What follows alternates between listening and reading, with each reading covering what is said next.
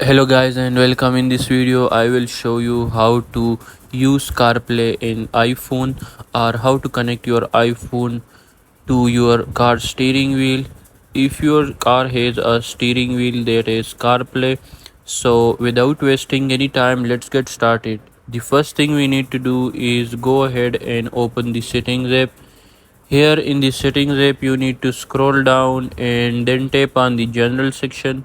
Here in the general section, swipe down and here you can see CarPlay. So you can simply just tap on the CarPlay and you will see available cars.